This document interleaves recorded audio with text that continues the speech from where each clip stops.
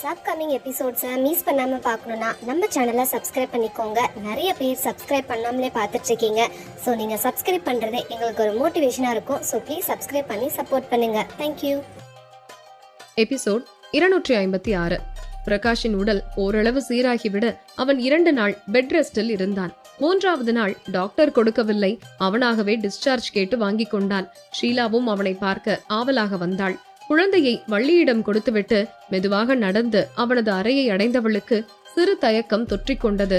என்ன சொல்வானோ, கோபப்படுவானா, பேச மாட்டானா, தன்னை நிராகரித்து விடுவானா என்று ஏகப்பட்ட எண்ணம் மனதில் சூழ்ந்து கொள்ள அடுத்த அடி எடுத்து வைக்க மனம் படபடத்தது. ஒரு வழியாக அவள் மெதுவாக கதவை திறந்து கொண்டு உள்ளே செல்ல பிரகாஷ் முதுகு காட்டி நின்றபடி டிரெஸ் மாற்றிக் கொண்டிருந்தான். லூசு பையன், கதவெல்லாம் லாக் பண்ணிட்டு மாத்த மாட்டான் போல, வீடுன்னு நினப்பு என்று அவள் முணுமுணுத்தாலும் அவன் அந்த அளவு ஒன்றும் காட்டிவிடவில்லை. பேண்ட் போட்டுக்கொண்டு பெல்ட் மாட்டிக் கொண்டு இருந்தவன் கதவு திறக்கும் சத்தத்தால் பில் கட்ட அனுப்பிய செல்வாதான் வந்திருக்கிறான் போல என்று நினைத்தவன், செல்வா அந்த ஷர்ட் எடு என்று திரும்பாமலேயே கை நீட்ட கீழே குனிந்து பார்த்த ஷீலா பெட்டில் கிடந்த சட்டையை எடுத்து அவன் கையில் வைத்தாள். அவள் வாசனையை வைத்தே இது செல்வா இல்லை, தன் மனைவிதான் என்பதை உணர்ந்தவன் திரும்பியும் பாராமல் சட்டையை இன் செய்து கொண்டு தன்னுடைய வேலட்டை எடுத்து பேண்ட் பாக்கெட்டில் சொருகியவன் போனை எடுத்துக்கொண்டு அங்கிருந்து அவனது பேக்கை எடுத்துக்கொண்டு அவளை கடந்து சென்றான். இவனுக்கு என்ன கண்ணு தெரியலையா, இங்க ஒருத்தி நிக்கிற, கண்டுக்காம போறான் என்று முழித்த ஷீலா அவன் கதவு திறக்க போகும் நேரத்தில் பிரகாஷ் என்று தயங்கியபடி அழைத்திருந்தாள். அவன் திரும்பாமல் அப்படியே நிற்க அவன் முன்பு போய் தயங்கியபடி நின்ற ஷீலா சாரிங்க என்று மெல்லிய குரலில் சொல்ல அவளை நக்கலாக பார்த்த பிரகாஷ் உதட்டை சுளித்து தலை குனிந்தபடி இருந்த அவளின் முகத்தையும் உடலையும் பார்வையாலேயே ஆராய்ந்தவன் என்று தொண்டையை செரும அவள் நிமிர்ந்து அவனை கேள்வியாக பார்த்தாள். லிசன் ஷீலா, நீங்க என்கிட்ட சாரி கேட்க வேண்டிய அவசியம் இல்ல. இது உன்னோட வாழ்க்கை, அது எனக்காக அழிச்சுக்கவோ இல்ல உன்னை வற்புறுத்தி என் கூட வாழ வைக்கவோ எனக்கு எந்த உரிமையும் இல்ல. உன் விருப்பப்படி நீ சந்தோஷமா நிம்மதியா இருக்கலாம். எப்பவும் இந்த பிரகாஷ் உன் வாழ்க்கையில வர மாட்டேன். குழந்தை உன்கிட்டயே இருக்கட்டும்.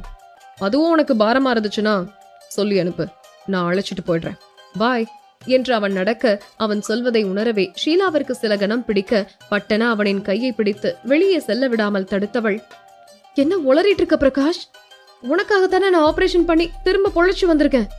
இப்படி நீ என்னை விட்டு போனா நான் என்ன பண்ணுவேன் என்று அவள் அழுது கொண்டே கேட்க அவள் கையை மெதுவாக பிரித்து விட்ட பிரகாஷ், என் கூட இருக்க பிடிக்காம தானே சாக போறேன்னு இருந்த, இப்ப என்ன மாத்தி மாத்தி பேசிட்டு இருக்க. நீ ஆபரேஷன் பண்ண ஒத்துக்கிட்டது எனக்காக இல்ல, நம்ம குழந்தை அனாதை ஆயிடுமோன்ற எண்ணத்தினால மட்டும்தான். மத்தபடி எனக்காக நீ திரும்பி வரல. உனக்கு விருப்பம் இல்லாம நான் திரும்ப உன் வாழ்க்கையில நுழைய விரும்பல. அப்புறம் உன்னோட விருப்பம் இல்லாம நான் உனக்கு தாலி கட்டினது நான் தெரிஞ்சு பண்ண தப்புதான், அதுக்காக என்ன மன்னிச்சிரு. அப்புறம் உங்க அப்பா அம்மா செத்தது கட்டதுரையால தான், அதுக்கும் எனக்கும் எந்த சம்மந்தமும் இல்லை. அதுக்கு சம்மந்தப்பட்ட கட்டதுரையும் இப்போ உயிரோட இல்லை. எனிவே, நான் உனக்கு கல்யாணம் பண்ணதுனாலதான் அவங்க இறந்தாங்கன்னு நீ நினைக்கிற, அதனால அதுக்கும் சாரி கேட்டுக்கிறேன். அப்புறம் நம்ம பொண்ணோட இறப்பு அது உனக்கு மட்டும் இழப்பு இல்லை, எனக்கும் தான். அதுக்கு கூட காரணம் நான் தான்னு நீ நினைச்சா அதுக்கும் ஐ எம் ரியலி சாரி. இதுக்கு மேல நான் உன் கூட இருக்க மாட்டேன், எந்த பிரச்சனையும் உனக்கு இருக்காது, நான் எப்பவும் உன்னை டிஸ்டர்ப் பண்ண மாட்டேன் என்றவன் அவள் அதிர்ச்சியில் இருக்கும் போதே அங்கிருந்து சென்று விட்டான். அவள் எந்த பதிலும் சொல்லவில்லை. அவன் சொல்வதை உணரவே அவளுக்கு மனம் வலித்தது. உணர்ச்சிகள் மரத்து போய் அவள் அறைக்குள் வந்தாள். பிரகாஷும் யாரிடமும் சொல்லாமல் கொள்ளாமல் எங்கோ சென்று விட்டான். அத்தோடு ஷீலாவையும் குழந்தையையும் பார்க்க அருணாச்சலம், தேவிகா, பிரியா, சுகுமார் என்று அனைவரும் வந்திருந்தனர். அவளுடன் குழந்தை இருப்பதால் ஓரளவு ஷீலா தெம்பாகவே இருந்தாள். அவனால் தன்னை விட்டு இருக்க முடியாது, எப்படியும் வந்து விடுவான் என்று நினைத்தாள். ஆனால் நாட்கள் ஓட ஓடத்தான் அவனை விட்டு தன்னால் தான் இருக்க முடியவில்லை என்ற உண்மையை உணர்ந்தாள். இருந்தும் அவள் பலவீனமாக காட்டிக்கொள்ள விரும்பவில்லை.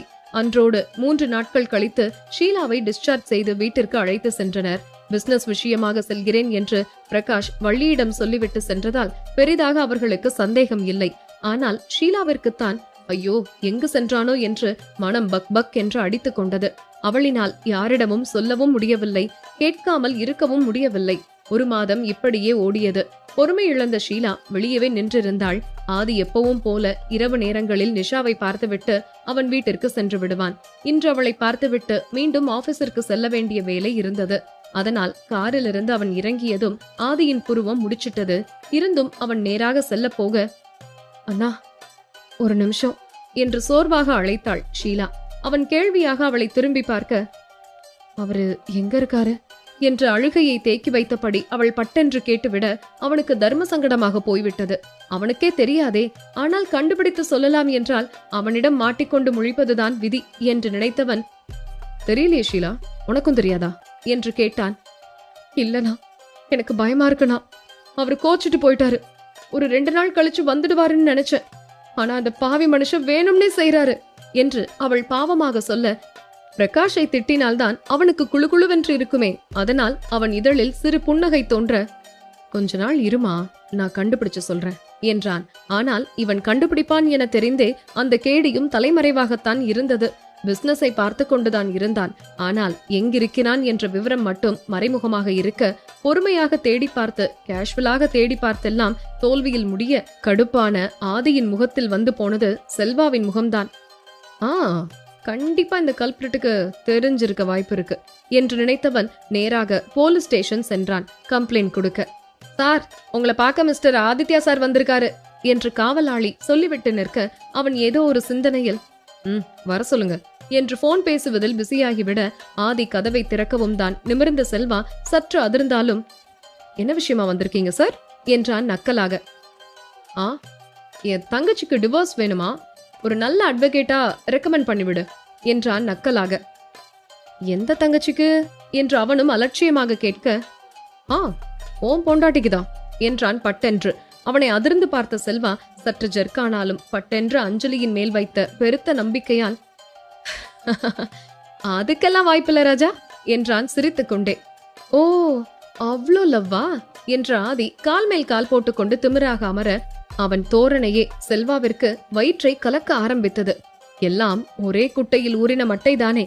அவள் அண்ணனிற்காக என்னை விட்டு கொடுத்து விட்டாளோ என்று நினைத்த செல்வா சற்று பயந்தாலும் அதை உள்ளேயே வைத்துக்கொண்டு, ஆமா, லவ் தான், என் பொண்டாட்டி டிவோர்ஸ் பத்தி எல்லாம் நினைக்கவே மாட்டா என்று அவன் சொல்லி முடிப்பதற்குள், அப்படியெல்லாம் யார் சொன்னது, எனக்கு டிவோர்ஸ் வேணும் என்று சொல்லிக்கொண்டே அஞ்சலி வந்து பாந்தமாக ஆதியின் அருகே அமர்ந்து கொள்ள, அவளின் திமிரான முகத்தையும் அவளின் சற்றே மேடிட்ட வயிற்றையும் மாறி மாறி பார்த்த செல்வா, இவள நம்பணும் பாரு, என்ன சொல்லணும் என்று தலையில் அடித்துக் கொண்டவன், 2 பேருக்கு என்ன வேணும் சொல்லி தொலைங்க என்றான் கடுப்பாக.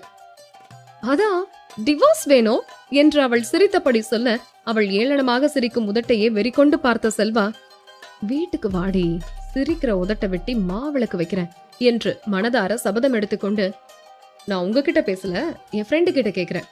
ஆதி, என்னடா வேணும் என்று செல்வா சரண்டர் ஆகிவிட்டான். லேசாக புன்னகைத்தபடி, இத நீ மொதவே சொல்லி இருக்கணும். தேவையில்லாம மிஸ்டர்னு ஆரம்பிச்ச, இப்போ டிவோர்ஸ் வரைக்கும் போச்சு. ஓகே, பரவாயில்ல, நான் கண்ணை மூடிட்டு கேக்குறேன், நீயும் கண்ணை மூடிட்டு பதில் சொல்லு என்று அவன் முன்னோக்கி நகர்ந்தமர, அவனை புரியாமல் பார்த்த செல்வா திருவென முழிக்க ஆரம்பிக்க, பிரகாஷ் எங்க என்றான் தீவிரமான குரலில். டேய், நீதான் அவன் வீட்டுக்கு போயிட்டு வந்துட்டு இருக்க, என்ன கேக்குற என்று செல்வா சாமர்த்தியமாக பதில் சொல்ல, ஆமா, போயிட்டு வந்துட்டு தான் இருக்கேன். ஆனா அவங்க கிட்ட பேசுறது நீதானே? எனக்கு தெரியும், 2 பேரும் பாய் பெஸ்டி மாதிரி. இப்ப இல்ல, முன்னாடி இருந்தீங்கல்ல, அந்த பழக்கம் திரும்ப வந்துருச்சு போல. அவன் பொண்டாட்டிக்கு கூட அவன் எங்க போனான்னு தெரியல. கண்டிப்பா உனக்கு தெரியாம இருக்காது. சீக்கிரம் சொல்லு, எனக்கு டைம் இல்ல என்று ஆதி வாட்சை பார்த்தபடி அவனை அவசரப்படுத்த, 2 பேரையும் மாறி மாறி பார்த்த செல்வா அஞ்சலியிடம் வந்து நின்றது பார்வை. அவள் நக்கலாக சிரித்தபடி அவனை பார்க்க, 2 பேரும் கமிஷனர் ஆபீஸ்க்கே வந்து மிரட்டுதுங்க.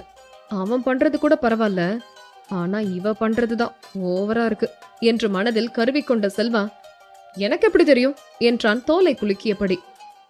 கண்டிப்பா உனக்கு தெரியாதா என்று கேட்ட ஆதி முகத்தை நிமிர்த்தாமல் பார்வையை மட்டும் உயர்த்தி அவனை கூர்ந்து பார்க்க, அப்பாடா, என்ன கண்ணுடாது, பேசாம உன் அண்ணனை கல்யாணம் பண்ணிருக்கலாம் போல என்று புலம்பியபடி அஞ்சலி தோளில் செல்வா கை போட, உடனே அவன் கையை தட்டிவிட்ட அஞ்சலி, 2 நாள் வீட்டுக்கு வரல, இப்ப என்ன கைய போட்டு கரெக்ட் பண்ணலான்னு பாக்குறியா? நீ உண்மைய சொன்னாலும் சொல்லாட்டியும் டிவோர்ஸ் கன்ஃபார்ம் என்றாள் பல்லை கடித்தபடி. ஆத்தி கொலவெறியோட தான் இருக்கா போலயே. அது இல்லடி, கொஞ்சம் ஹெவி ஒர்க்கு, கோச்சுக்காதடி கண்ணம்மா என்று அவள் கன்னத்தை கிள்ள. டேய், என் அண்ணா இருக்காரு, கொஞ்சம் டீசென்டா நடந்துக்கோ என்று அவன் தொடையை கிள்ளி விட்டு இடையே நகர்ந்து அமர்ந்தாள் அஞ்சலி. அம்மா என்று செல்வா சினுங்க. ச்சே, இந்த கன்றாவி எல்லாம் பார்க்க வேண்டியதா இருக்க என்று முணுமுணுத்த ஆதி. சீக்கிரம் சொல்லி தொலடா, டென்ஷன் படுத்தாத என்றான் தலையை கோதியபடி. ஆஹா, அது அடிச்சு போட்டாலும் சொல்லக்கூடாதுன்னு பிரகாஷ் ஸ்ட்ரிக்டா சொல்லிட்டான் ஆதி என்று செல்வா பாவமாக சொல்ல. ஓ, அப்போ அடிச்சு கேட்டா சொல்ல மாட்ட அப்படித்தானே என்று ஆதி ஒரு மார்க்கமாக பார்க்க எச்சிலை விழுங்கியபடி ஆம் என்று செல்வா தலையாட்ட. ஓகே வா அஞ்சலி என்று அவன் சொல்லிக் கொண்டு எழுந்து நடக்க அஞ்சலியும் செல்வாவை முறைத்துவிட்டு ஆதியுடன் செல்ல.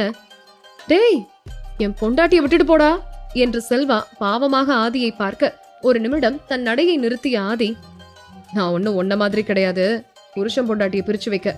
நீ வேலையை முடிச்சிட்டு வா, நான் அவளை உன் வீட்டுல தான் விட்டுட்டு போறேன் என்றான் கோபமாக. நான் எங்கடா அவங்கள பிரிச்சு வச்சேன்?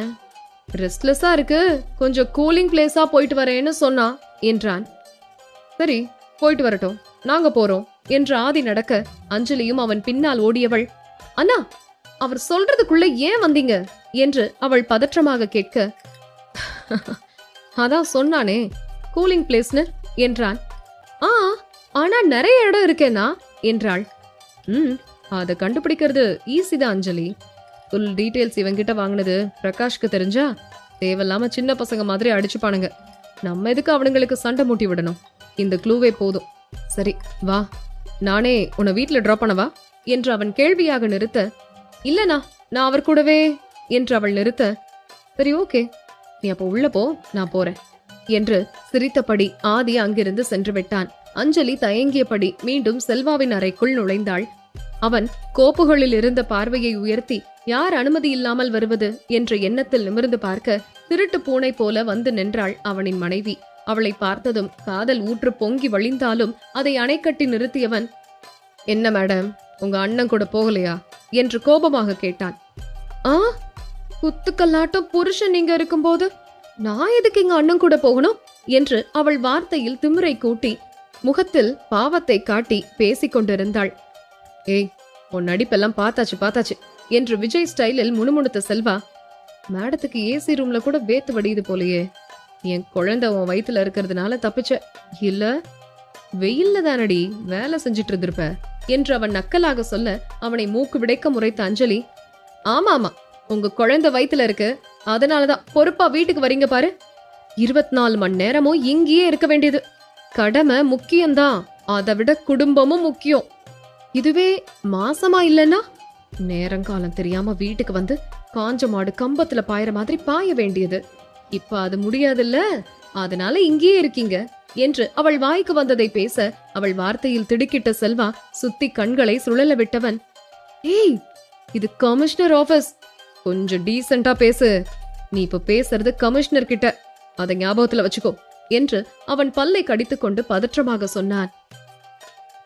எபிசோட் 257. செல்வா அவள் பேசியதற்கு, நீ இப்ப பேசுறது கமிஷனர் கிட்ட, அதை ஞாபகத்துல வச்சுக்கோ என்று பல்லை கடித்துக் கொண்டு பதற்றமாக சொல்ல.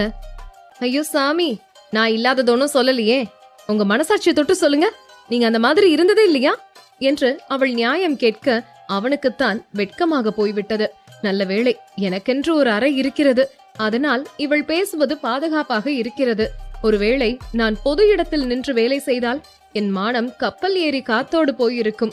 இவ்வளவு டீப்பாக பேசி அசிங்கப்படுத்துகிறாள், இதற்கு மேல் இங்கிருந்தால் சரிவராது, மீதி வேலையை அப்புறம் பார்த்து கொள்ளலாம் என்று முடிவெடுத்தவன், சரி வாடி வீட்டுக்கு போலாம் என்று எழுந்தான். நான் வரமாட்டேன் என்று அவள் பொத்தென்று அமர்ந்து விட, என்னடி விளையாடுறியா? இங்க இருந்தெல்லாம் உன்னை தூக்கிட்டெல்லாம் போக முடியாது, ஒழுங்கா எழுந்துரு என்று அவன் மிரட்டலாக சொல்ல, அதுக்கெல்லாம் அசருபவள அஞ்சலி அவனை நிமிர்ந்து பார்த்து முறைத்தவள், எனக்கு நியாயம் வேணும். குழந்தைய மட்டும் கொடுத்துட்டு வீட்டுக்கு வந்து பொண்டாட்டிய பாக்குறது இல்ல, உங்களோட கடமை வாந்தி எடுக்க வைக்கிறதோட முடிஞ்சு போச்சா? நீங்க கமிஷனர் தானே, எனக்கு நியாயம் சொல்லுங்க, இல்ல ஐஜிக்கு போன் போடுங்க, நானே பேசிக்கிறேன் என அவள் அடம் பிடிக்க ஆரம்பித்து விட்டாள். புருவத்தை நீவிய செல்வா, என்னடி இப்படி ஓபன் டாக் விடுற என்றான் குழப்பமாக. இதுவே ஓபன் டாக்கா? வீட்டுக்கு வாங்க, இதை விட ஓபனா இருக்கும் என்று அவள் வராத கண்ணீரை துடைத்து கொண்டு சொல்ல, என்னடி அழுறியா என்று அவள் கைப்பிடித்து தன் எதிரே நிறுத்தியவன் அவளின் குனிந்திருந்த முகத்தை நிமிர்த்தினான். அவள் கண்களில் குறும்பு மின்ன உதட்டை கடித்து சிரிப்பை அடக்கியபடி இருப்பதை பார்த்தவன், கமிஷனர் ஆபீஸ்க்கு போய் கம்ப்ளைண்ட் கொடுக்க வந்தா என்ன ஆகும்னு தெரியுமா என்று கேட்டான் நக்கலாக. நான் இன்ஸ்பெக்டர், எனக்கு கமிஷனர் ஆபீஸும் தெரியாது, வீணா போன கமிஷனரையும் தெரியாது என்று சொல்லிவிட்டு அவள் உதட்டை சுளிக்க அவளின் தாடையை பிடித்து உதட்டை மெதுவாக வருடிய செல்வா, இந்த உதட்ட ரொம்ப நாளா கவனிக்கல, பாவம் பார்த்து விட்டு வச்சிருந்தேன், அதான் இப்படி வளையுது என்றான். அதுக்கு என்ன பண்ண போறீங்க என்று அவள் அலட்சியமாக கேட்க, இதோ பண்ணிடுவோம் என்று அவள் இடுப்போடு இரு கரத்தையும் விட்டு தன்னோடு ஒட்டி நிறுத்தியவன் அவள் இதழோடு தன் இதழை பொருத்தினான். அஞ்சலி என்னதான் வீராப்பாக இருந்தாலும் அவனுக்கு ஈடாக முத்தமிட ஆரம்பிக்க இருவரும் முன்னேறியபடி இருந்தனர்.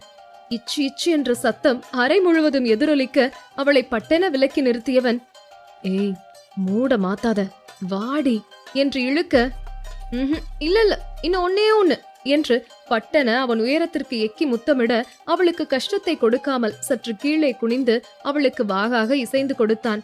இருவரும் சுற்றம் மொத்தமும் மறந்து ஒருவரின் இதழை இன்னொருவர் மொய்த்து கொண்டிருந்தனர். காதலையே கலாட்டாவாக அரங்கேற்றிக் கொண்டிருக்க கதவு தட்டும் சத்தத்தில் பட்டன அவளை விலக்கி நிறுத்தினான் செல்வா.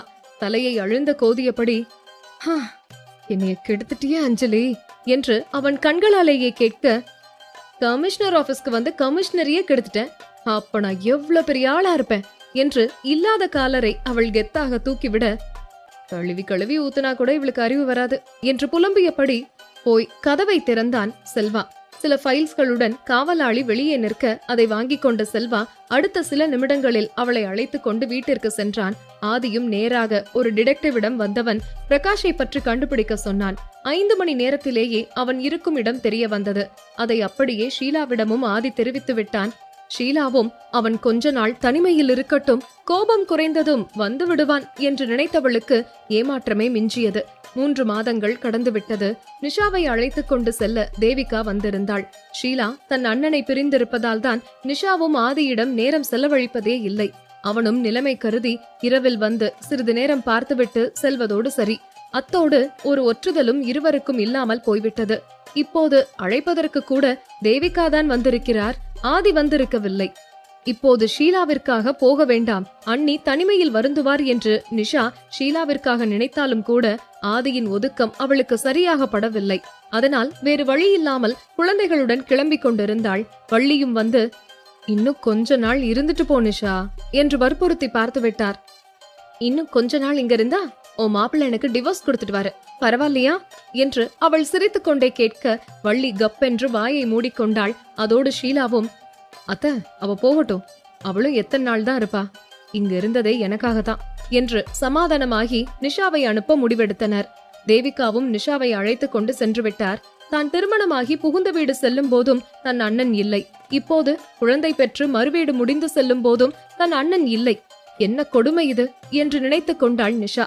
இதில் வேறு ஆதி வராதது வேறு அவளுக்கு இன்னும் கொஞ்சம் எரிச்சலை கொடுத்திருந்தது. ஷீலாவினாலும் பிரகாஷ் இல்லாமல் தாக்கு பிடிக்க முடியவில்லை. அவன் வருவான் என்ற நினைப்பு பொய்யாகி போக, சரி நாம தானே தப்பு பண்ணோம், நாமளே போய் பார்க்கறதுதான் உகந்தது என்று நினைத்தவள் 3 மாத குழந்தையை தூக்கி கொண்டு சென்று விட்டாள் தன் கணவனை பார்க்க. வள்ளி எவ்வளவோ சொல்லியும் அவள் கேட்பதாக தெரியவில்லை.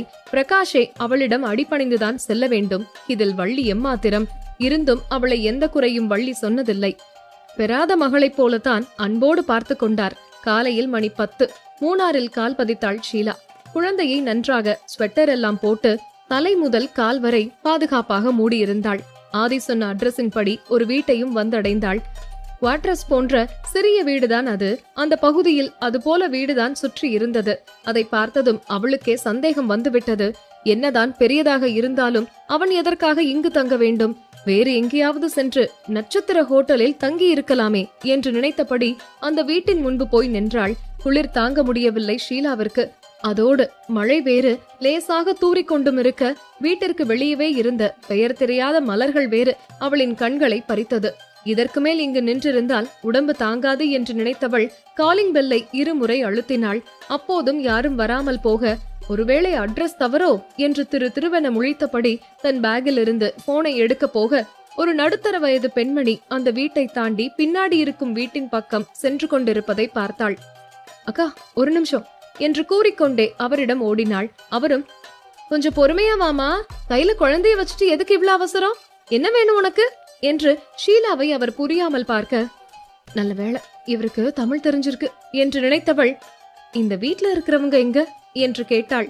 அவள் பார்வை சென்ற இடத்தை பார்த்தவர், இங்க ஒரு தம்பி தான் தங்கி இருக்கு, அவர் காலையிலேயே கிளம்பி வெளியே போயிட்டாரே, இதோட நைட்டு தான் வருவாரு, நீங்க யாருமா என்று அந்த பெண்மணி கேட்க, நான் அவர் வைஃப் தான், அவரை பார்க்க தான் வந்தேன், அவரோட நம்பர் உங்ககிட்ட இருக்கா என்று அவள் தயங்கியபடி கேட்க, என்னம்மா அவரு சம்சாரன்ற, அவர் நம்பர் கூட வச்சில்லையா என்று அவளை சாதாரணமாகத்தான் பார்த்தார். குழந்தை வைத்திருக்கும் அவளை அவரால் சந்தேகப்பட முடியவில்லை. அதற்குள் பொறுமை இழந்த பிரகாஷின் வாரிசு ஹச் அச் என்று தும்ப ஆரம்பித்தது. ஷீலா குழந்தையை பாவமாக பார்த்து வைத்தாள்.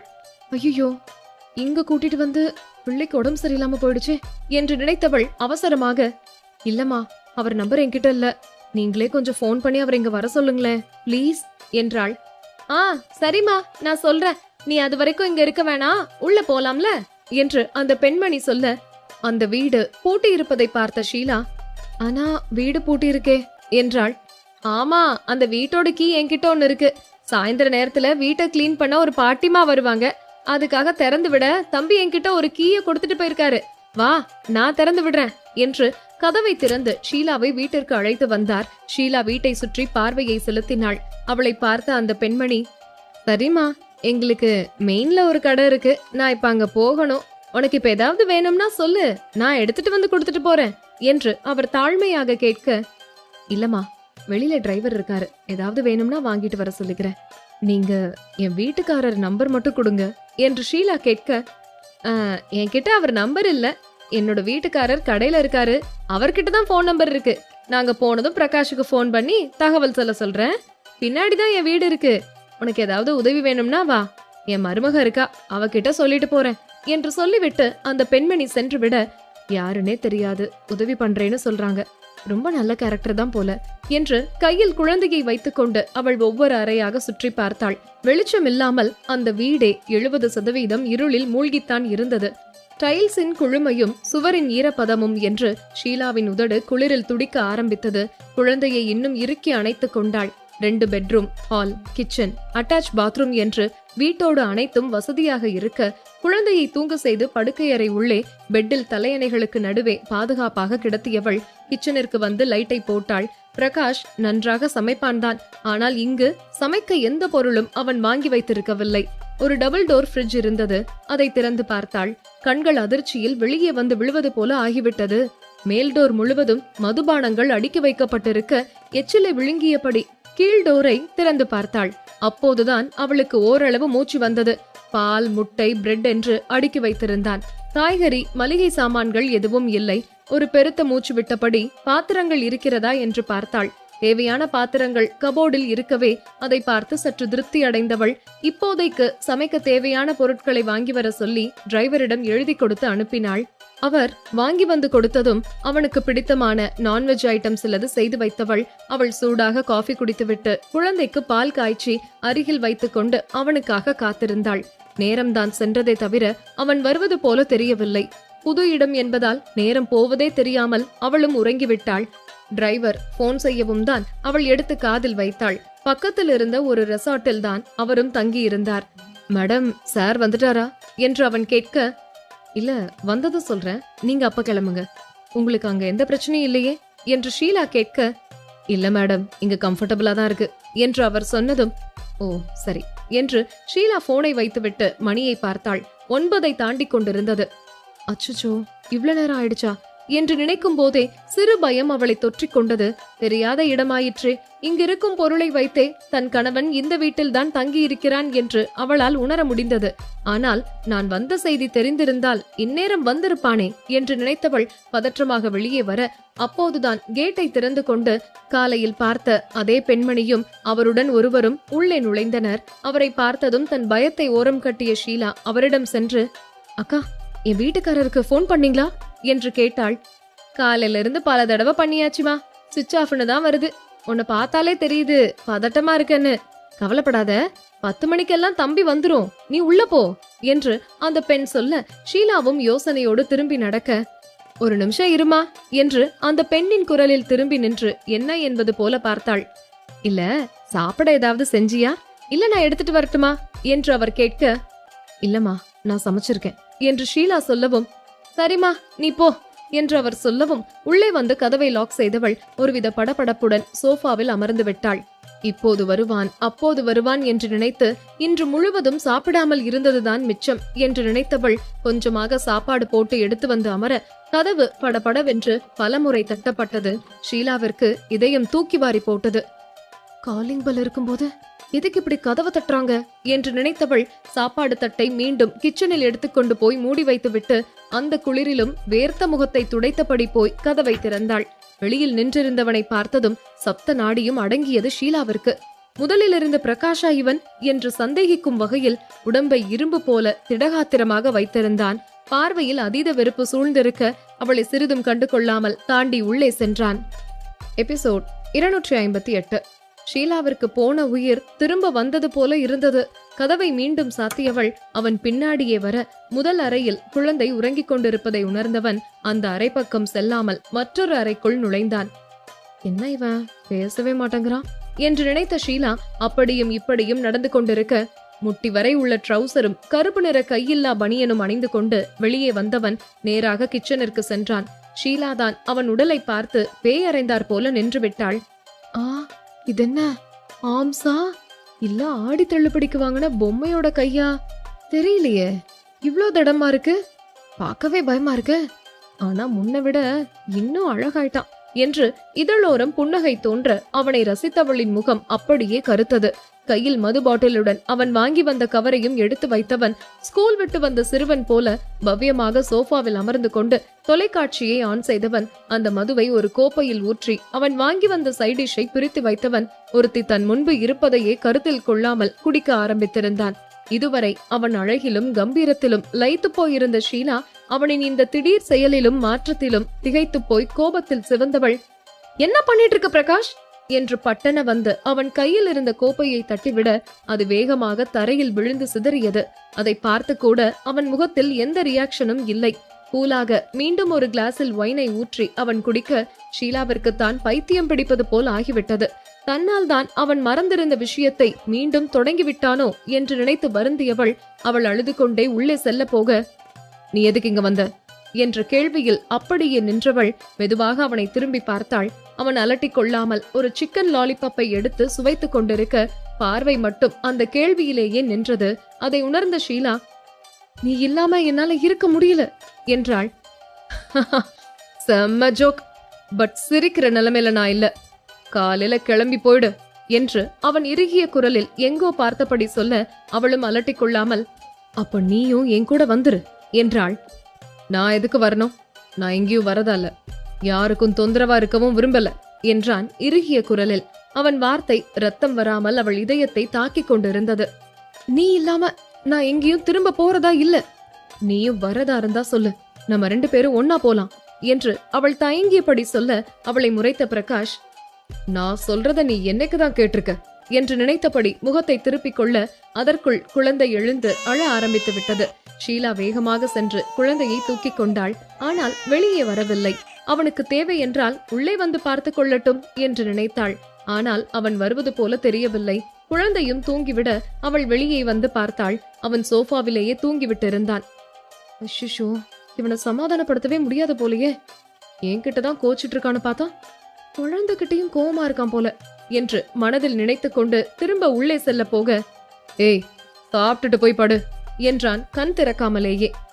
எனக்கு வேண்டாம் என்று அவள் திரும்பி செல்ல போக, வித்தின் 1 hourல உன்னை இங்கிருந்து பேக்கப் பண்ணி அனுப்பிடுவேன், பரவாயில்லையா என்று அவன் நக்கலாக கேட்க அவள் திடுக்கிட்டு திரும்பி அவனை பார்த்தாள். நான் சொல்றத கேட்டுட்டு இங்க இருக்கிறதா இருந்தா இரு, இல்ல கிளம்பிட்டே இரு, எனக்கு ஒன்னும் பிரச்சனை இல்ல என்று அவன் அப்போதும் கண் திறக்காமல் பேச அவனை அழுத்தமாக பார்த்த ஷீலா அனைத்தையும் சூடு பண்ணி எடுத்து வந்து வைத்தவள், நீயும் சாப்பிட என்றாள். அவன் எதுவும் சொல்லாமல் படுத்திருக்க வேறு வழியில்லாமல் அவள் சாப்பிட ஆரம்பித்தாள். அவளுக்கு சாப்பாடு இறங்குவேனா என்று இருந்தது. 2 வாய்க்கு மேல் அவளால் சத்தியமாக சாப்பிட முடியவில்லை. பசி இருக்கிறதுதான், ஆனால் அவனை விட்டுவிட்டு சாப்பிட மனம் வரவில்லை. அவனும் ஒரு நாள் கூட அவளை விட்டுவிட்டு சாப்பிட்டதில்லை. அவள் பசிக்கவில்லை என்று சொன்னாலும் கூட வற்புறுத்தியாவது ஒரு வாய் திணித்து விடுவான். அந்த பாசமான அக்கறையை ஷீலாவின் மனம் நினைத்து பார்த்தது. அவன் என்ன செய்தாலும் பரவாயில்லை என்று அவன் அருகில் அமர்ந்தவள், பிரகாஷ் கொஞ்சம் சாப்பிட என்று அவன் வாய் அருகே ஊட்ட செல்ல அவள் கையை பிடித்தவன், நீ செத்திருந்தாலும் நான் இப்படிதான் பட்னியா இருந்திருப்பேன். அதெல்லாம் தெரிஞ்சு யோசிச்சுதானே அந்த முடிவெடுத்த. என்ன பாத்துக்க எனக்கு தெரியும். யார நம்பியும் யாரோட பாசத்தை எதிர்பார்த்தோம் வாழக்கூடாதுன்னு நீ ஒரு பாடமே எடுத்துட்ட. அதுக்கப்புறமும் நான் எப்படி உன்னோட கரிசனத்தை எதிர்பார்ப்பேன்? வேண்டாம், நீயாவே இரு, எனக்காக யோசிக்காத என்று சொல்லிவிட்டு அவன் வேறொரு அறைக்குள் சென்று விட்டான். அவன் பேசியதில் ஷீலாவிற்கு அழுகை வரவில்லை. ஒவ்வொரு வார்த்தையிலும் அவன் வலிதான் தெரிந்தது. எப்படியும் அவனால் தன்னை விட்டு இருக்க முடியாது என்று நினைத்தவள் குழந்தையுடன் போய் படுத்துக் கொண்டாள். அந்த குளிர் அவளுக்கு ஒத்துக்கொள்ளவே இல்லை. அவளுக்கே அப்படி என்றால் குழந்தைக்கு சொல்லவா வேண்டும்? இரவெல்லாம் தூங்க விடாமல் அழுது கொண்டே இருக்க ஷீலாவிற்கு கண் எரிச்சலாக இருந்தது. இரவெல்லாம் குழந்தையை தோளில் போட்டுக்கொண்டு நடந்தபடி இருந்தாள். குழந்தையின் அழுகுரல் கேட்டு அவனும் வந்துவிட்டான். ஆனால் அவளாக எதுவும் சொல்லவும் இல்லை, அவனிடம் கொடுக்கவும் இல்லை. அவனும் பொறுத்து பொறுத்து பார்த்து ஆத்திரமடைந்தவன் பட்டன குழந்தையை அவளிடமிருந்து வாங்கி கொண்டான். அவன் சட்டை இல்லாமல் இருக்கவும் அவனின் திடகாத்திரமான மார்பில் குழந்தை புதைந்து கொண்டு அவன் உடல் சூட்டில் விரைவாகவே தூக்கத்தை தழுவியது. இதுவும் அப்பன போலதான் இருக்கும் என்று உதட்டை சுளித்த ஷீலா உள்ளே செல்ல, ஏய் எங்கடி போற? இந்தா குழந்தையை தூக்கிட்டு போ என்று அவன் குடித்திருப்பதால் குழந்தைக்கு ஒத்துக்கொள்ளாதோ என்று அவளிடம் கொடுத்து அனுப்ப பார்க்க அவனை முறைத்த ஷீலா, அவசியம் இருந்தா எங்க கூட வந்து படு, இல்ல குழந்தையை தூக்கிட்டு அந்த ரூம்கே போ, அவன் உன்கிட்டதான் இருக்கான் என்று முறைத்து விட்டு சொல்ல, போடி, நீ இல்லனா என்னால பாத்துக்க முடியாதா என்ன என்று நினைத்தவன் சோஃபாவிலேயே அமர்ந்து மடியில் வைத்துக் கொண்டு தூங்கிவிட ஒரு நேரத்தில் அவன் கன்னத்தை குழந்தை சீண்டவும் தான் கண் விழித்து திருவென முழித்தான் பிரகாஷ். அது அழவில்லை, அவன் முகத்தை பார்த்து கொட்ட கொட்ட முழித்துக் கொண்டிருந்தது. 3 மாதம் கழித்து பார்க்கிறான். அந்த பிஞ்சு மழலையை பார்த்ததும் பாசம் அருவியை போல ஊற்றெடுக்க லேசாக இறுக்கி அணைத்துக் கொண்டான் பிரகாஷ். அவன் சூட்டில் குழந்தை திருப்தி அடைந்ததா, இல்லை குழந்தை சூட்டில் இவன் நிம்மதி அடைந்தானா என்று தெரியவில்லை. அவன் முகத்தில் இருந்த இறுக்கம் தளர்ந்து இத்தனை நாள் கழித்து சிறு புன்னகை இன்றுதான் மலர்ந்தது. குழந்தையின் நெற்றியில் அழுந்த இதழ் பதித்தவன், பசிக்குமோ என்று ஷீலா இருக்கும் அறைக்கு தூக்கி சென்றான். அவள் கடமையே கண்ணாக ஆழ்ந்த உறக்கத்தில் இருக்க, கொஞ்சம் கூட இவளுக்கு பொறுப்பே இல்ல என்று முணுமுணுத்தவன், ஏய் ஷீலா என்று அழைத்தான் சத்தமாக. அவள் லேசாக கண் விழித்து பார்க்க, குழந்தைக்கு பசிக்குது போல, இந்தா என்று அவள் பக்கத்தில் கிடத்த விளையாடும் குழந்தையையும் அவனையும் மாறி மாறி பார்த்தவள் குழந்தைக்கு தாயமுது புகட்ட ஆரம்பித்தாள். அவன் நிலைமையை மறந்து அதை ஆசையாக பார்க்க, பார்த்தது போதும், இப்படியே படுங்க என்றாள். அவளை முறைத்த பிரகாஷ், ஏய் நீ நினைக்கிற மாதிரி நான் தப்பா பார்க்கல என்றான். நான் எதுவும் தப்பா சொல்லலையே, எனக்கு தூக்கம் வருது, அவன் பால் குடிச்சதும் பாத்துக்கோங்க, அப்புறம் திரும்ப அழுவான் என்று அவள் கண்ணை மூட, ஏய் அப்புறம் நீ எதுக்குடி இருக்க, கொஞ்ச நேரம் நீயும் பாத்துக்கோ என்று அவன் முறைத்து கொண்டு சொல்ல, 3 மாசமா நான் தானே பாத்துட்டு இருக்கேன், கொஞ்ச நேரம் பாத்துக்கிட்டா ஒன்னும் குறைஞ்சிட மாட்டீங்க என்று அவள் முறைத்து கொண்டு சொல்ல, இவளிடம் பேசி யார் ஜெயிப்பது என்று மனதில் கருவி கொண்டவன் வேறு வழியில்லாமல் முதுகு காட்டி படுத்துக் கொண்டான். பாஸ் இந்த பக்கம் திரும்புங்க என்று அவள் முதுகை சுரண்ட எரிச்சலாக அவளை திரும்பி பார்த்தான் பிரகாஷ். அதை அவள் கண்டு கொள்ளாமல் கண்ணை மூடிக்கொள்ள குழந்தையும் தூங்கிவிட்டது. அவளும் தூங்கிவிட்டாள். ஜன்னலின் ஊடாக வரும் சில்லென்ற காற்றும் மெல்லிய நிலவு வெளிச்சமும் அவளையும் அவனின் குழந்தையையும் தழுவி செல்ல ஒரு அடர்ந்த போர்வையை எடுத்து கழுத்து வரை இருவரையும் போர்த்தி விட்டவன் அவர்களை ரசித்தபடி தூங்கி போனான். ஒரு நேரத்தில் எழுந்த ஷீலா அவன் மட்டும் போர்வை இல்லாமல் உறங்குவதை பார்த்தாள். அந்த குளிரும் காற்றும் அவன் உடம்பை எதுவும் செய்யவில்லை போலும். ஆனால் இவளுக்கு மனம் கேட்காமல் இந்த பக்கம் தலையணையை வைத்து குழந்தை புரளாதபடி செய்தவள் இருவருக்கும் நடுவில் வந்து படுத்து லேசாகத்தான் அவன் மீது கையை போட்டாள். பட்டன பஞ்சு பொதியை இழுப்பவன் போல இழுத்து கொண்டவன் கையையும் காலையும் அவள் மீது தூக்கி போட்டு பாதி உடலை அவள் மேல் கவிழ்த்து கொண்டான். பாவி, இதுல மட்டும் உஷாரா இருக்கான். கடுவும் போன இப்பதான் வில்லன் மாதிரி பேசுனா. காலையில இருக்குடா உனக்கு என்று நினைத்தபடி அவன் வாசனையை உள்ளிழுத்தபடி தூங்கி போனாள் ஷீலா. கீச் கீச் ஒலியோடு மலர்களின் நறுமணமும் நாசியை அடைய தன் உதட்டை ஏதோ மென்மையாக உரசுவதை உணர்ந்தவன் அதன் வாசனையிலும் மென்மையிலும் கவர்ந்தெழுக்கப்பட கடித்து உண்ண வேண்டும் என்ற உந்துதலை அடக்கி மெல்ல கண் திறந்து பார்க்க ஷீலாவின் மதிமுகம்தான் அவனுக்கு காட்சியளித்தது.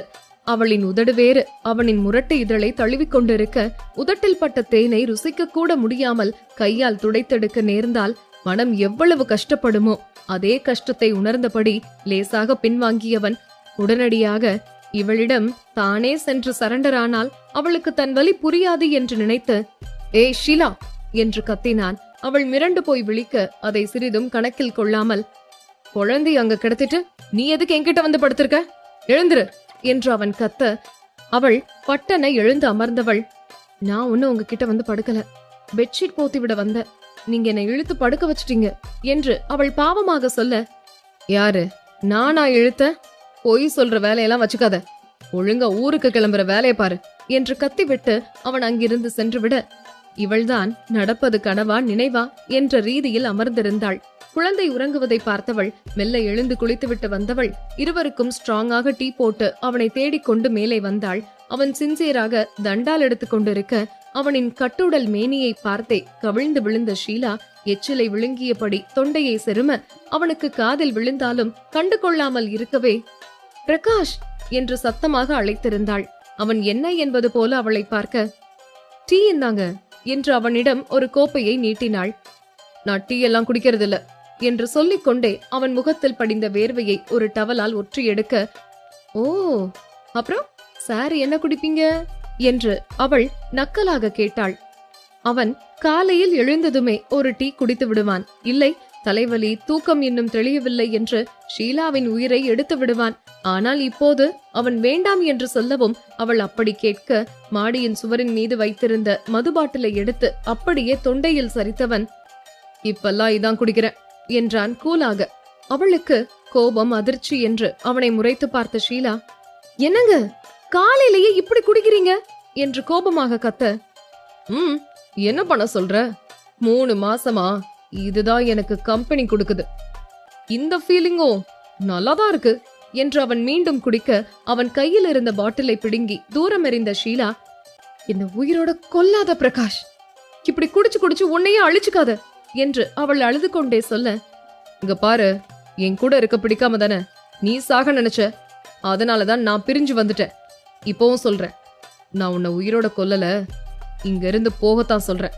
நீ நிம்மதியா போய் வாழு, நான் செத்தா கூட உனக்கு தகவல் வராது, நீ கவலைப்படாத என்று அவன் ஒவ்வொரு வார்த்தையாக அழுத்தமாக சொல்ல அதற்கு மேல் அவன் குண்டூசி வார்த்தையை கேட்க முடியாமல் கீழே ஓடி வந்து விட்டாள் ஷீலா. அவனும் கிளம்பி வெளியே சென்றுவிட குழந்தைக்கு பால் எடுக்க மட்டும்தான் வெளியே வந்தாள். மற்றபடி படுக்கை அறையிலேயே முடங்கிவிட்டாள் ஷீலா. அவன் இரவு 10 மணிக்கு வரவும் வந்து கிச்சனை பார்த்தான். முதலில் சரக்கு எடுக்கத்தான் நினைத்தான். ஆனால் அறையே கிளீனாக இருக்கவும் அவள் சாப்பிட்டாளா என்ற யோசனையில் கிச்சனை நோட்டம் விட அவள் எதுவும் செய்திருக்கவில்லை என்பதை உணர்ந்தவன் ஷீலா என்று கத்தி அழைத்தான். அவள் ஓடி வந்து அவன் முன்பு நிற்க, எனக்கு பசிக்குது, சாப்பாடு போடு என்றான். சாப்பாடு செய்யல என்று அவள் தயங்கியபடி சொல்ல, அப்போ நீ எதுவும் சாப்பிடல அப்படித்தானே என்று அவன் கோபமாக கேட்க அவள் அமைதியாக நின்றாள். இங்க பாரு, ஒண்ணு நீங்க இருந்து போயிடு, இல்ல நான் இங்க இருந்து போக வேண்டியது வரும். உன்னோட கோபமெல்லாம் என்ன ஒண்ணும் செய்யாது என்று பாத்திரத்தை தட்டிவிட்டு ஒரு மது பாட்டிலை எடுத்துக்கொண்டு இன்னொரு அறைக்கு சென்று விட்டான். வாழ்க்கையே சூனியமானது போல ஒரு உணர்வு ஷீலாவிற்கு. கணவன் கொடுமை என்றால் எப்படி இருக்கும் என்று அவள் இப்போதுதான் அறிந்து கொள்கிறாள். சிறிது நேரத்தில் பிரகாஷ் ஆர்டர் செய்த உணவு வந்துவிட அதை வாங்கி டீப்பாயில் வைத்தவள் அவன் இருக்கும் அறைக்கதவை தட்டினாள்.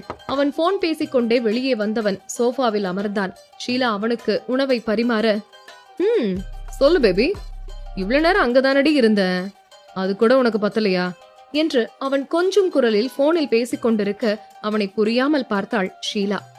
எபிசோட் 259. ஷீலாவின் பார்வையெல்லாம் அவன் கண்டு கொண்டதாக தெரியவில்லை. கால் மேல் கால் போட்டு ஒரு கையால் சாப்பிட்டுக் கொண்டே மறு கையில் போனை வைத்துக் கொண்டு மிக சாதாரணமாக ஒருத்தியிடம் இழைந்து கொண்டிருந்தான்.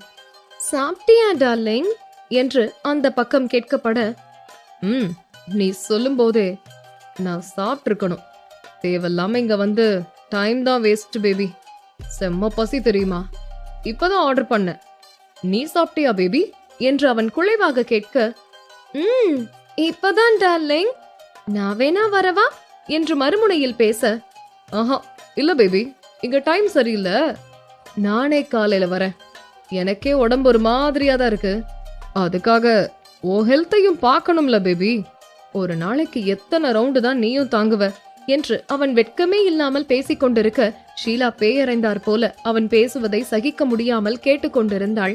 மறுமுனையில் பேசும் அந்த பெண்ணின் குரலும் ஷீலாவிற்கு நன்றாகவே கேட்டது.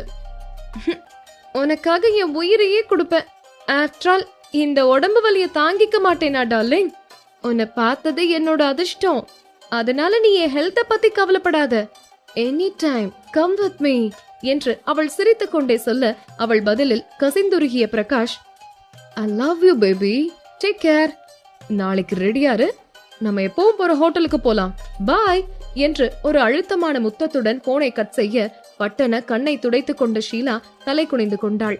அவன் இன்னொரு பெண்ணிடம் இப்படி பேசுவதை அவளால் ஜீரணிக்கவே முடியவில்லை. உலகம் இரண்டாக பிளந்து அதில் குதித்து விட மாட்டோமா என்று இருந்தது அவளுக்கு. ஆனால் அவன் அதை சிறிதும் கணக்கில் கொள்ளாமல் முடிந்த அளவு சாப்பிட்டு விட்டு அவனது அறைக்கு சென்று விட்டான். இங்கு கண்ணை கசக்கி கசக்கி கடினப்பட்டு படித்துக் கொண்டிருந்த ரிஷியின் போன் அலறியது.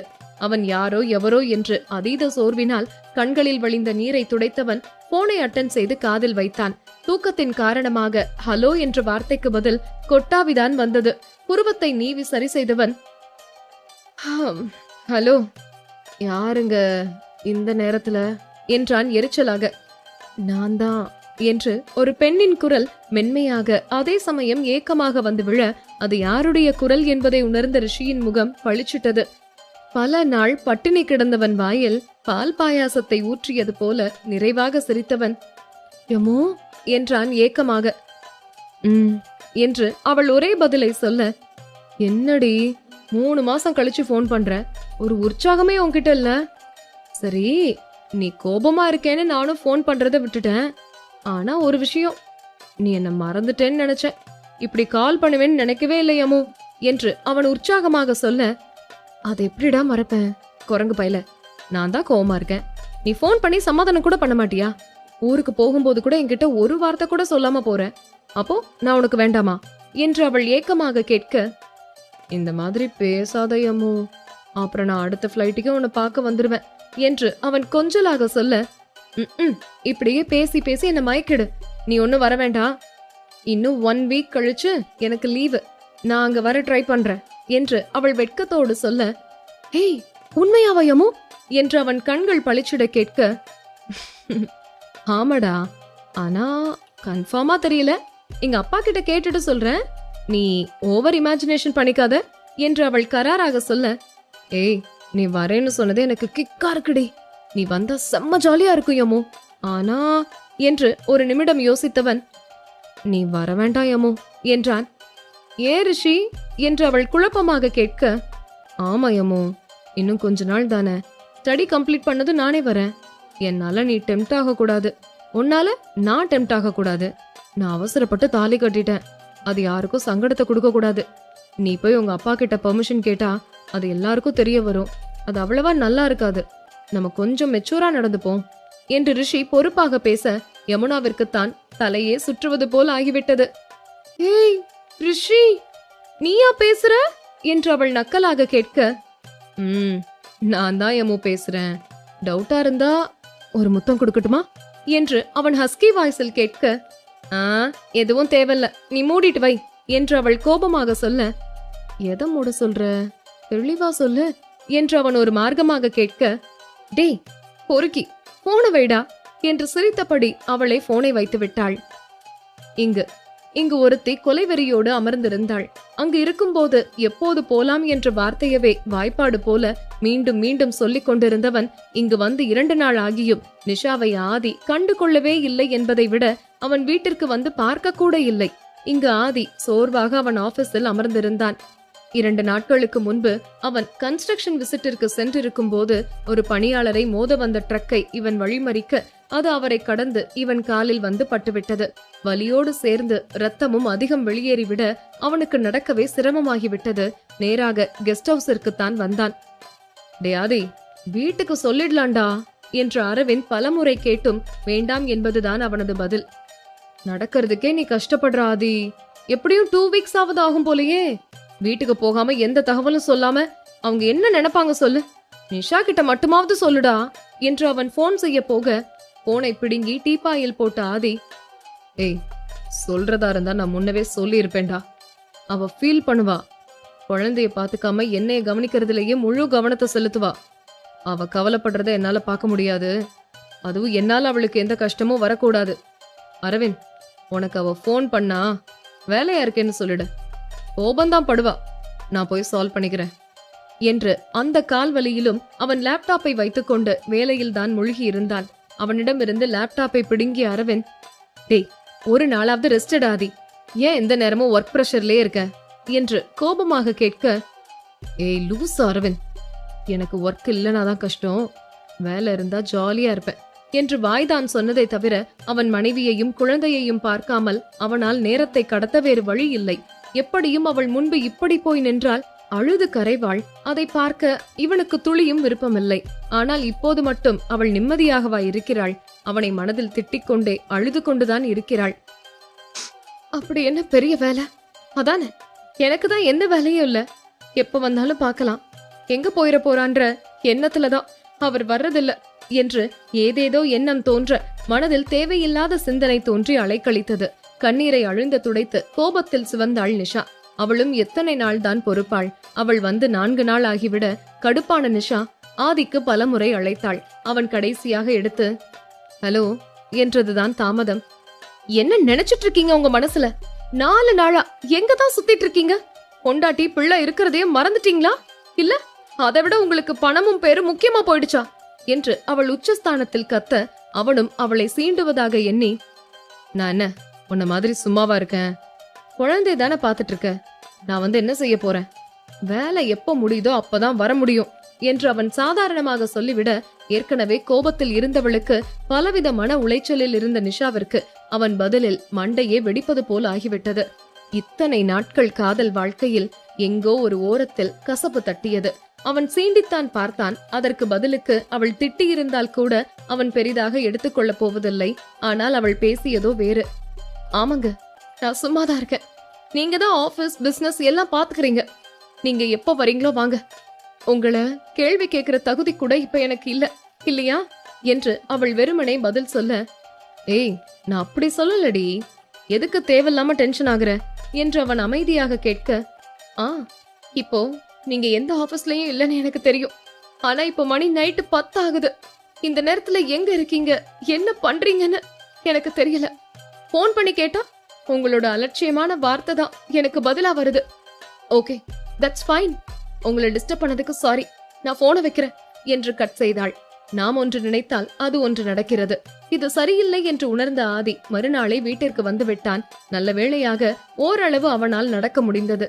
எப்போதும் நிமிர்ந்து வேகமாக நடக்கும் அவன் உயரத்திற்கு இந்த சிறு வலியை தாங்கிக் கொண்டு நடப்பது கடினமாக இல்லை. ஆனால் அது சிறு வலியாக இல்லை, மிகவும் அதிகமாகத்தான் வலித்தது. கொஞ்சம் லூசான பேண்ட் அணிந்திருப்பதால் அவன் காலில் அடிபட்டிருப்பது யாருக்கும் தெரியவில்லை. அவன் உள்ளே வரவும், எங்க ஆதி போயிருந்த?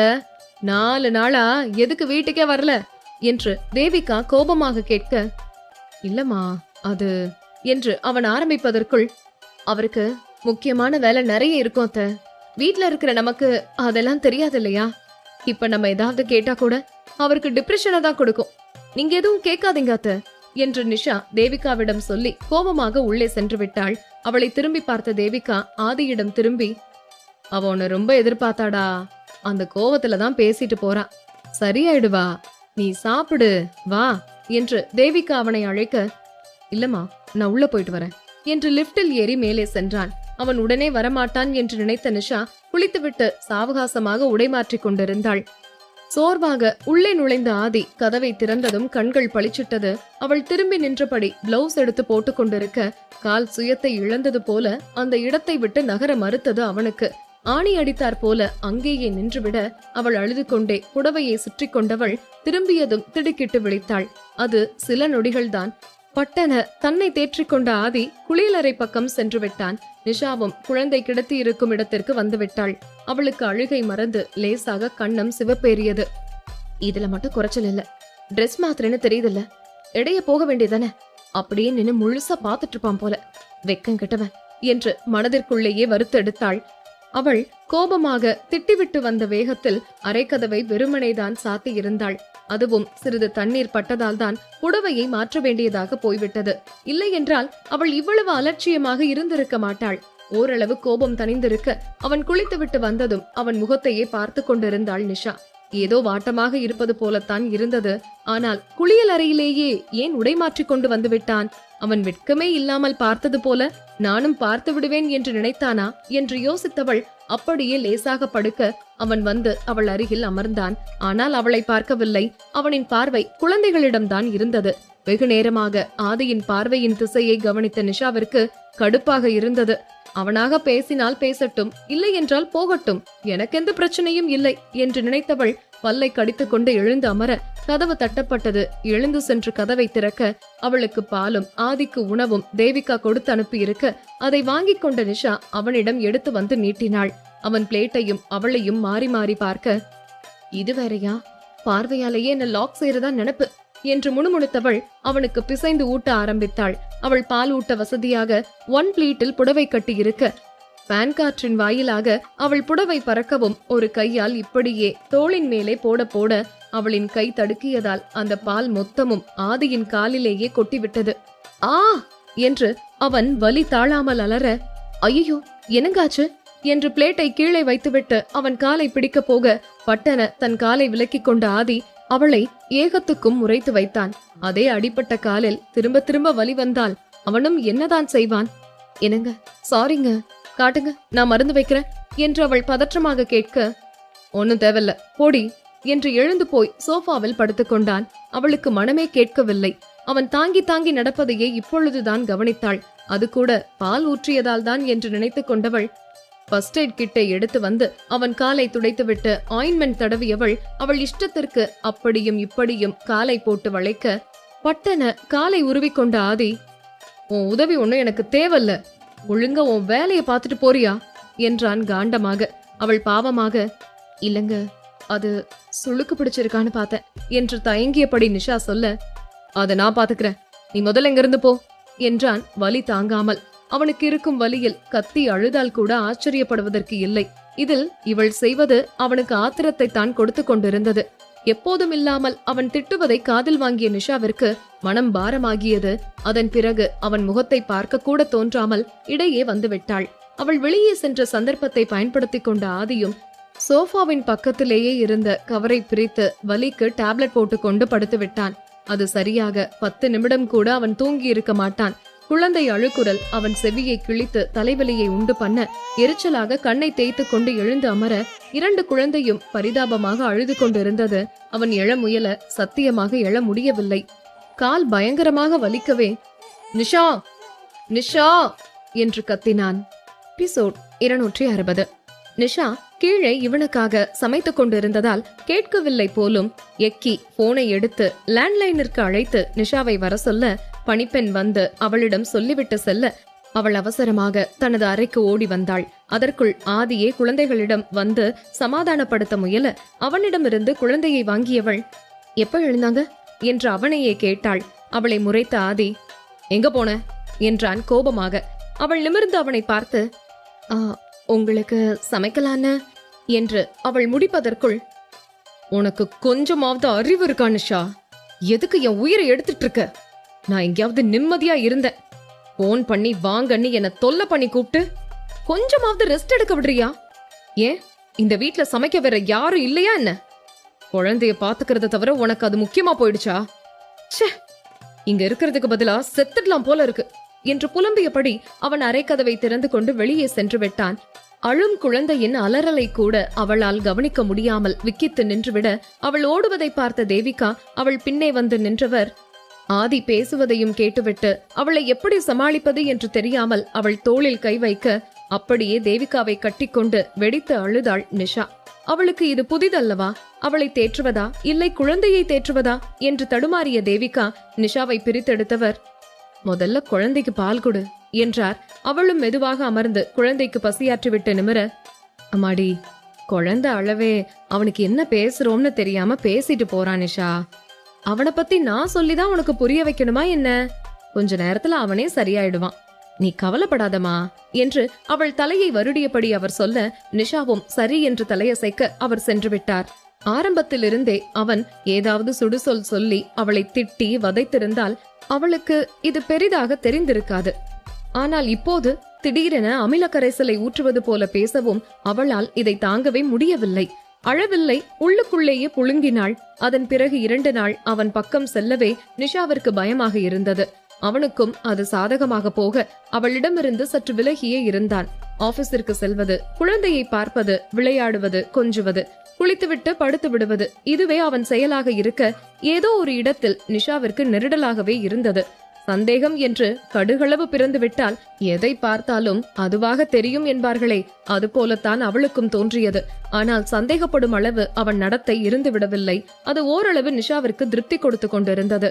இங்கு ஆதியோ ஒரு விஷயத்தை அவள் நலனுக்காக என்று நினைத்து மறைக்க துணிந்தவன். அதுவே அவள் மனதில் பூதாகரமான பிரச்சனையை உண்டு பண்ணும் என்று தெரிந்திருந்தால் அவன் அதை எப்பவோ சொல்லி இருப்பான். அளவு கடந்த காதல் ஆரோக்கியமான வருத்தத்தை கொடுக்கலாம். ஆனால் இங்கு கொடுப்பதோ ஆழ்மனம் காயப்படும் அளவு வருத்தம் நிஷாவிற்கு உண்டாகியது. இங்கு பிரகாஷ் போனில் ஒருத்தியிடம் குழைந்து இழைந்து பேசிவிட்டு அவனது அறைக்கு சென்றுவிட அவன் வேறொரு பெண்ணுடன் அப்படி பேசுவதை ஜீரணிக்க முடியாமல் அமர்ந்திருந்த ஷீலாவிற்கு உயிர் போகும் வலி கூட இப்படி இருக்காதே, அதைவிட கொடுமையானதாக அல்லவா இருக்கிறது என்று நினைத்து கண்ணீர் வடித்தவள் ஜடம் போல எழுந்து அவளது அறைக்கு செல்ல பட்டன அவளை இழுத்து அணைத்தான் பிரகாஷ். அவள் திமிரவும் இல்லை, விலகவும் இல்லை. உணர்ச்சி துடைக்கப்பட்ட முகத்துடன் அவனை நிமிர்ந்து பார்த்தாள். அவள் கன்னத்தை அழுந்து துடைத்த பிரகாஷ், ஹா, எப்படி இருக்கு? குழு குழுன்னு இருக்குமே, இதத்தான் ஆசைப்பட்ட? ஆமா, இப்ப நீ அழுறது நீ சொன்ன பொண்ணு கூட நான் க்ளோஸ் ஆகலன்ற வருத்தமா, இல்ல வேறொரு பொண்ணு கூட இப்படி ஆயிட்டானேன்ற கோபமா என்று அவன் நக்கலாக கேட்க, ஏண்டா ஏண்டா என்ன பிழைக்க வச்சு இப்படி கொல்ற என்று அவள் கேட்கும் போதே சராலென கண்ணீர் வடிய அவள் முகத்தை கைகளில் ஏந்தி நெற்றியில் அழுந்த முத்தமிட்ட பிரகாஷ் அவள் இடையை அணைத்து தனதருகே ஒட்டி நிறுத்தி கொண்டவன், நீ என்னை இன்னொருத்திக்கு விட்டு கொடுக்க காதல் கடிதம் எழுதினியே, அப்ப எனக்கும் இப்படித்தான் இருந்துச்சு. அப்புறம் நான் அவ்வளவு சொல்லியும் ஆபரேஷன் பண்ண சம்மதிக்காம இருந்தியே, அப்பெல்லாம் ஏண்டா இந்த வாழ்க்கைன்னு தோணுச்சு. எப்படியோ நீ பிழைச்சு வந்தா கூட உன்னை தொந்தரவு பண்ண கூடாதுன்னு நினைச்சேன். அதனால பாய்சன் குடிச்ச ஞாபகம் கூட இல்லாம செத்துடலான்னு நினைச்சு உட்கார்ந்துட்டு இருந்த. ஆனா அவ்வளோ சீக்கிரம் நீ நிம்மதியா சாக கூடாதுன்னு நினைச்சு ஒரு லூசு பையன் என்னை திரும்ப பிழைக்க வச்சுட்டான் என்று பல்லை கடித்தவன் ஒரு பெருமூச்சை விட்டபடி, என்ன பிடிக்காம தானே சாக போன, திரும்ப எதுக்கு என்ன தேடி வந்திருக்க என்று அவன் உணர்ச்சி துடைக்கப்பட்ட முகத்துடன் கேட்க, என்னால முடியல பிரகாஷ், நீ இல்லாம என்னால இருக்க முடியல. பைத்தியம் பிடிக்கிற மாதிரி இருந்துச்சு. நான் சாக நினைச்சதே உன்னை விட்டு இந்த உலகத்துல எந்த மூலைக்கு போனாலும் என்னால நிம்மதியா வாழ முடியாது. அதை உணர்ந்துதான் நான் சாக துணிஞ்சேன். ஆனா நீ இப்ப பண்ணிட்டு இருக்கிறது என்று கலங்கியவள், என்னால முடியலைங்க என்று அவன் மார்பிலேயே சாய்ந்து கொண்டாள். அவளை அணைத்தபடி பொத்தென்று சோஃபாவில் அமர்ந்தவன் அவள் தலையை வருடியபடி அவள் நெஞ்சிலேயே சாய்ந்து கொண்டான். சில நிமிடம் மௌனமே ஆட்சி செய்ய, இப்போ நீ பேசினது போய் தானே என்றாள் ஒரு எதிர்பார்ப்போடு. இல்ல என்று அவன் தலையாட்ட, பொய் சொல்லாத பிரகாஷ், நீதானே சொல்லுவ உன்னை தவிர வேற யாரையும் எனக்கு அப்படி நினைக்க கூட பிடிக்காதுன்னு. அப்புறம் எப்படி இது உண்மையாகும் என்று அவள் சிறு மழலை போல உதட்டை பிதுக்கிக் கொண்டு கேட்க, எல்லாம் தெரிஞ்சுதானடி இன்னொருத்த என் கூட செட் பண்ண பார்த்த. அப்போ மேடத்துக்கு அறிவெங்க போச்சு என்று சொல்லிக்கொண்டே அவள் கண்ணத்தை வருட, உண்மைய சொல்லு பிரகாஷ், எனக்கு இதெல்லாம் சுத்தமா பிடிக்காது. நான் உயிரோட இருக்கிற வரைக்கும் என் புருஷன் எனக்கு உண்மையா இருக்கணும் என்று அவள் தீர்க்கமாக சொல்ல, ஓ இல்லனா என்ன பண்ணுவ என்று அவன் அலட்சியமாக கேட்க, என் காதல் மட்டும் இல்ல பிரகாஷ், உன் காதலும் செத்து போயிடும். காதல்ன்ற வார்த்தைக்கே அர்த்தம் இல்லாம போயிடும். நீ என்ன கொன்னா கூட சந்தோஷமா ஏத்துப்பேன். ஆனா இந்த துரோகத்தை என்னால ஒத்துக்கவே முடியாது. உன்னை இன்னொரு பொண்ணு கூட, அதை நினைச்சாலே அருவருப்பா இருக்கு என்று அவள் முகத்தை சுளிக்க அவள் பேசுவதையே சுவாரஸ்யமாக கேட்டுக்கொண்டிருந்த பிரகாஷ் அவள் உதட்டை வருடி அப்படியே அவன் வசமாக்கி போட்டுக்கொண்டான். முதலில் பதில் வேண்டும் என்று நினைத்து அவனை தன்னிடமிருந்து விலக்க பார்த்த ஷீலா அவன் கையில் அடிக்க சிறிது நேரத்தில் அவள் பிஞ்சு கை சோர்ந்து போனதுதான் மிச்சம். அந்த குளிரில் அவள் தந்த கதகதப்பும் அவள் இதழ் சுவையும் அவன் மூளையை மயக்க செய்தாலும் ரொம்ப நாள் கழித்து கிடைத்த அவளின் அருகாமையை உணர்வு பூர்வமாக ரசித்தான். அவளும் அந்த மென்மையை உணர்ந்து மெதுமெதுவாக அவனுக்கு இசைய ஆரம்பித்தாள். இந்த உடம்பு எனக்கு மட்டும்தான் சொந்தம், இதில் இந்த உதட்டை மட்டும் வெறுத்து என்ன செய்ய முடியும்? அவன் சும்மாதான் செய்திருப்பான் என்று நினைத்த ஷீலா அவன் தோளை சுற்றி கையை கோர்த்து கொண்டு அவனை நெருங்கி அமரவே இருவரின் உடலும் தகிக்க ஆரம்பிக்க இத்தனை நாள் ஏக்கம் உடல் சூட்டை அதிகரித்தது. அவள் உடல்நிலை கருதி லேசாக அவளை விட்டவன் அவள் தோளில் முகத்தை புதைத்துக் கொண்டு வேக மூச்செடுத்தான். ஷீலாவும் முகம் சிவந்து போய் அவன் நெஞ்சில் சாய்ந்து கொண்டு அவன் நெஞ்சு முடிகளில் விரல்களால் விளையாடி கொண்டிருக்க பட்டென அவள் விரல்களை பிடித்து முத்தமிட்ட பிரகாஷ், சரி போய் தூங்கு என்றான். அவனை செல்லமாக முறைத்த ஷீலா, அவ யாரு? பணம் கொடுத்து நடிக்க சொன்னீங்களா என்று அவள் கோபமாக கேட்க, உண்மைய சொல்ல எதுக்கடி பணம் கொடுக்கணும் என்று அவன் மீண்டும் அதே இடத்தில் வந்து நிற்க, கட்டுப்படிக்காத பிரகாஷ் என்று அவன் அசந்த நேரமாக அவனின் போனை எடுத்தவள் கடைசியாக வந்த நம்பருக்கே டயல் செய்தாள். மறுமுனையில் அட்டன் செய்து, என்ன டார்லிங் என்று மீண்டும் அந்த பெண்ணின் குரல் கேட்க இந்த தடவை அதிர்ச்சியின் உச்சிக்கே சென்ற ஷீலா மயங்கி சரிய அவளை ஒரு கையால் பிடித்தவன் போனை வாங்கி, டேய் ஒழுங்கா பேசி தொலடா, அவ ஷாக் ஆகி மயங்கியே விழுந்துட்டா என்று பிரகாஷ் கத்த பட்டன அவனை தள்ளிவிட்டு முறைத்த ஷீலா, என் கிட்ட வந்த உனக்கு மரியாதை கெட்டுடும், என்னைவே டீஸ் பண்றியா என்று அவள் முறைத்து கொண்டு சென்றுவிட, ஹேய் நில்லுடி என்று அவள் கதவு சாத்துவதற்குள் உள்ளே ஓடி அவளை அணைத்துக் கொண்டான். ஹேய் எதுவா இருந்தாலும் ஃபேஸ் டு ஃபேஸ் டீல் பண்ணணும், இப்படி கோவப்படுறது பேசாம இருக்கிறது இதெல்லாம் எனக்கு செட் ஆகாது என்று அவன் கை எங்கெங்கோ மேய பட்டன இடுப்பில் இருந்து அவன் கையை பிரித்தெடுத்த ஷீலா, இங்க பாரு ஒழுங்கா ஓடிடு, உன் பேபி போன்ல வெயிட்டிங் போல, அத முதல்ல பேசிட்டு வா என்று அவள் போனை கண்காட்ட, எல்லாத்துக்கும் காரணம் இந்த நார பையன்தான் என்று நினைத்த பிரகாஷ், டேய் சொல்லுடா என்றான் போனை காதில் வைத்து. டேய் நான் கரெக்டா தாண்டா நடிச்சேன், நீ தாண்டா பொண்டாட்டி மயங்கினதும் வாய விட்டுட்ட என்று மறுமுனையில் பாவமாக அவன் சொல்ல, நீ எதுக்கடா போன் எடுத்த என்று பிரகாஷ் கோபமாக கேட்க, டேய் நீ தானடா சொன்ன உனக்கு கீப்பா நடிக்கணும்னு, கீப்புக்கு நைட்ல எனி டைம் ஒர்க் தானடா பிரகாஷ் என்று அவன் வெட்கத்தோடு சொல்ல, அடச்சி வாய மூடு வலியுது, உன் பொண்டாட்டி கூட இல்லையா? அதான் இவ்வளவு ஃப்ரீயா பேசுற போல. நான் போன் பண்ணும்போது ஐயோ மானம் போயிடும் மரியாதை போயிடும் அப்படி இப்படின்னு பேச மாட்டேன்னு பில்டப் பண்ண, இப்ப எப்படிடா பேசுற என்று பிரகாஷ் சந்தேகமாக கேட்க, டேய் அவ தூங்கிட்டாடா, அதான் நீ போன் பண்ணதும் பாஞ்சி எடுத்துட்ட என்று அவன் சிரித்துக் கொண்டே சொல்ல, ச்சே ரொம்ப அலையறான் போலையே என்று நினைத்த பிரகாஷ் லேசாக பார்வையை ஷீலாவிடம் திருப்ப அவள் முறைத்துக் கொண்டிருப்பதை பார்த்தவன், டேய் அரவிந்த் எனக்கு சகுனம் சரியில்லை போல, போனை வைக்கிறேன், நாளைக்கு உயிரோட இருந்தா போன் பண்றேன், இல்ல ரோஜாப்பூ மாலை கட்டிட்டு மூணாருக்கு வந்துரு. அப்புறம் ஒன் திங், நான் செத்தா கூட காரணம் கெத்தா செட்டப் பண்ணிக்கோங்கடா, அந்த ஆதிக்கு மட்டும் நான் பொண்டாட்டி கையில தான் அடி வாங்கி செத்தேன்னு தெரியவே கூடாது என்று இவன் சீரியஸாக சொல்ல, இதுல ஒன்னும் குறைச்சல் இல்ல என்று ஷீலா முணுமுணுக்க, இருந்தாலும் நீ எனி டைம் எதிரி தான்டா, செத்தா கூட காரணம் கெத்தா இருக்கணும்னு நினைக்கிற பாரு, யூ ஆர் கிரேட், பாய் மச்சான் என்று அவன் போனை வைக்க போக பட்டென போனை பிடுங்கிய ஷீலா, ஏன் அண்ணா அந்த ஆளுதான் அறிவில்லாம உங்களை இப்படி நடிக்க சொன்னாருன்னா நீங்களும் சேர்ந்துக்கிட்டு என்னைய கஷ்டப்படுத்துறீங்க. என்று ஷீலா அழுது கொண்டே கேட்க, அதாவது அழுவது போல மூக்கை உறிஞ்சிக் கொண்டு கேட்க, ஐயோ தங்கச்சிமா அழாதடா, நான் ஒத்துக்கலனா அவன் வேற பொண்ணுகிட்ட போய் நடிக்க சொல்லி கேட்டிருப்பான். அது அதை விட பெரிய பிரச்சனையாகும். அதனாலதான் என்னோட குரல் திறமைய காட்ட வேண்டியதா போச்சு. இந்த பாவப்பட்ட அண்ணனை மன்னிச்சுக்கோமா தங்கச்சி என அவன் சென்டிமெண்டாக பேச, ஆஹா இல்லனா, நான் பிரகாஷோட பொண்டாட்டி, உடனே எப்படி உங்களை மன்னிப்பேன்? அந்த இலக்கியா மேட்ர உங்க பொண்டாட்டி கிட்ட சொல்லிடுறேன், நீங்க கோச்சுக்காதீங்க என்று அவள் அசால்ட்டாக ஒரு குண்டை தூக்கி அவன் தலையில் போட, ஐயோ ஷீலா அப்படியெல்லாம் பண்ணிடாத, இப்பதான் அவளே என் கூட வாழ வந்திருக்கா, எங்க குழந்தைக்காக என்ன விட்டுரு சாமி என்று அவன் கேட்ட தினசில் அவள் லேசாக சிரிக்க, அவளை முறைத்த பிரகாஷ் போனை வாங்க போக அவனை முறைத்தபடி இடையே நகர்ந்த ஷீலா, ஆமா அந்த இலக்கியா யாருனா என்று மிக முக்கிய குவெஸ்டினை கேட்டாள்.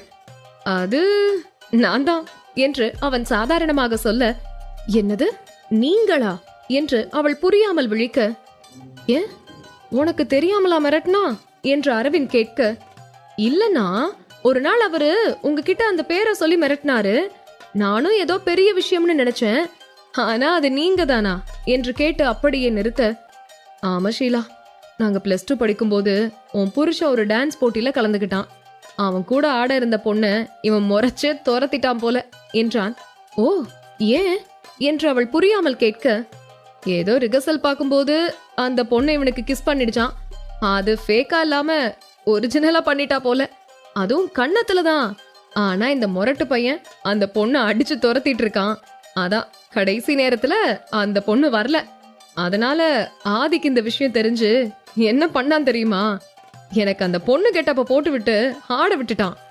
ஆதிய பொறுத்த வரைக்கும் நான் சரியா ஆட மாட்டேன், பிரகாஷ் தோத்துடுவான்ற நினைப்பு, ஆனா நான் ஸ்டேஜ் ஏறினதும் உன் புருஷன் கண்டுபிடிச்சிட்டான் போல, ரொம்ப க்ளோஸா ஆடினானா, அதான் எனக்கு இலக்கியான்னு பேரு, அது எல்லாருக்கும் பதிஞ்சிடுச்சு, என்னோட ஆட்டம் எல்லார் மனசுலயும் நின்றுச்சு, ஃபர்ஸ்ட் பிரைஸ் அடிச்சோம், அதோட சேர்த்து என் மானமும் காத்துல பறந்துருச்சு என்றான்.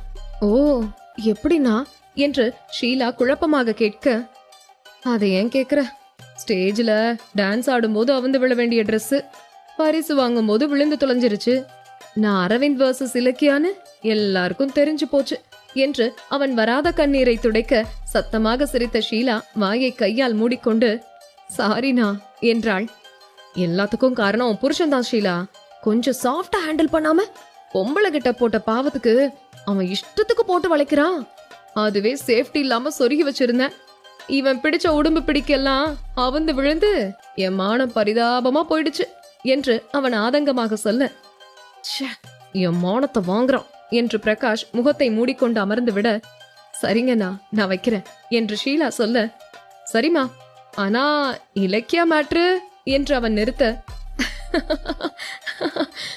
சத்தியமா சொல்ல மாட்டேன் போதுமா என்று அவள் சிரித்துக் கொண்டே சொல்ல, சரிமா மிக்க நன்றி என்று அவன் போனை வைத்து விட்டான். இந்த எபிசோட் உங்களுக்கு பிடிச்சிருந்தா அந்த வீடியோக்கு ஒரு லைக் பட்டன் கொடுங்க. அண்ட் இந்த மாதிரி தொடர்ந்து வீடியோஸ்க்கு நம்ம சேனலை சப்ஸ்கிரைப் பண்ணிக்கோங்க. தேங்க்யூ.